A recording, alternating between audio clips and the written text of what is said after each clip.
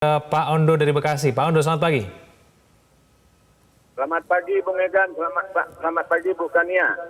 Ya, salam sehat Pak Ondo. Silakan Pak Ondo. Iya, early warning sudah didengungkan oleh BMKG. Jangan anggap remeh, kita harus segera mengantisipasi dan memitigasi dampaknya.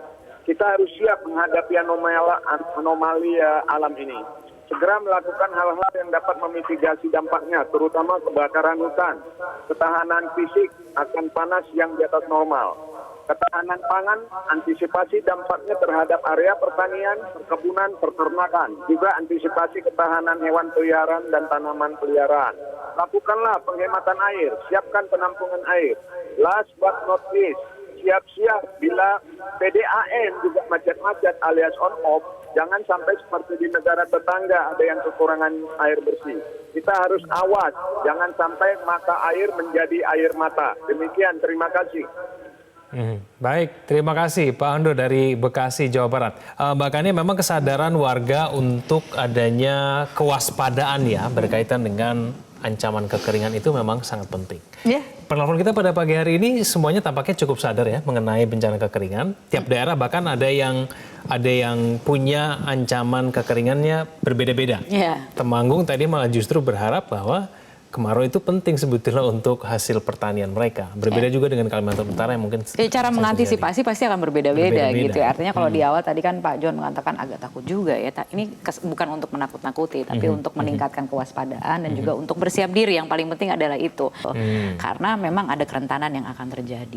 Yang paling utama sebenarnya kan apa sih yang bisa kita lakukan gitu kan. Masing-masing dari kita gitu kan. Betul. Ya paling tidak misalnya kalau tadi berulang kali dikatakan berhemat air itu mungkin agak kurang, saya tidak tahu ya gitu, tapi mungkin kita juga perlu melakukan penghematan air, paling tidak tuh jangan boros air gitu. Itu kan hal-hal yang sekarang diajarkan ke anak kecil loh sebenarnya. Gitu. Sederhana jadi, sebetulnya. Sederhana gitu, ya kan?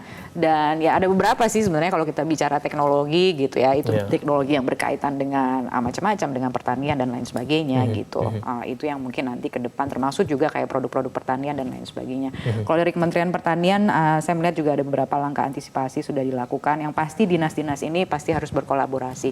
Satu hal misalnya soal kesehatan itu juga menjadi penting ya, karena kalau nanti di puncak kekeringan, di musim kemarau, rawan dehidrasi dan lain sebagainya itu bisa menimbulkan masalah kesehatan juga, ya kan?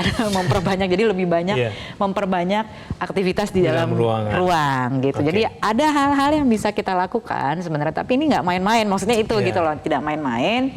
Dan kemudian paling tidak kita sudah punya teknologinya, kita sudah punya ilmu pengetahuannya, mari kita manfaatkan gitu saja. Tinggal dijalanin aja ya. Tinggal dijalanin, kita persiapkan.